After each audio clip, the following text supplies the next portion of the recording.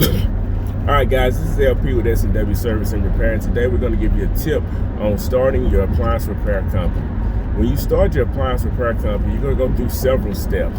You're going to have several things that you're going to be doing to get this off the ground. And one of the things, after you choose your name, after you get your EIN and you get your LLC, and then you get your bank account, you're going to have a little time before things start rolling in. So my best advice to you, if you're not already enrolled in a hands-on class, I went to ABC out in North Carolina, but if you're not enrolled in a hands-on class, what I would advise you to do is to either go on Facebook Marketplace or your neighborhood community page and find a few appliances that you can just take down, tear apart, put back together, so that you can get acclimated to the screws that you're going to use, the size of sockets, the Torx heads, so that you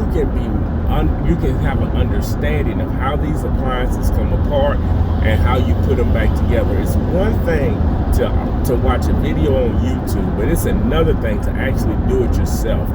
And what I want you to do is to take a few of these appliances, grab you a dryer, grab you a washer, grab you a microwave.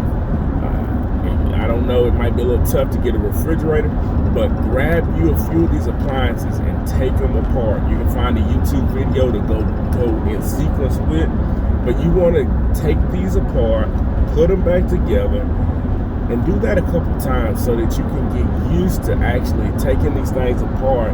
And if you have a few hiccups, you're not in a customer's house, it's always easier when you go in a customer's house with the knowledge of how to do something. If it's your first time and you hadn't been doing appliance repair very long, you're going to get nervous. The customers can tell that you're nervous, especially if you have a customer that's standing over you, watching you. So today we want you to be prepared and to mentally prepare yourself for the challenges that you're going to face ahead. So this is a tip.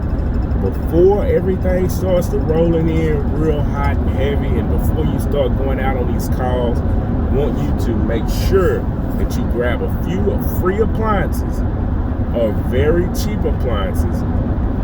You can get on Facebook Marketplace, friends and family. Just tell them, hey, if you have some appliances that you're getting rid of, I'm starting an appliance repair school.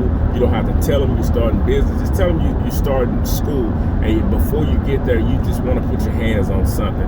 If you're too embarrassed, let them know that you're starting a company on your own. Just get your hands on some appliances.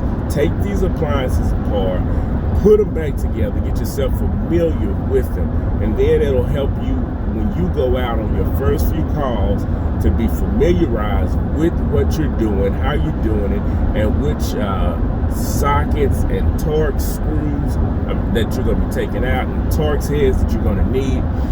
So when you're out there on the job, that you're not fumbling around, not dropping stuff, and you have a better understanding of what you're doing. Guys, this is LP with S&W Service and Repair. We service North Texas.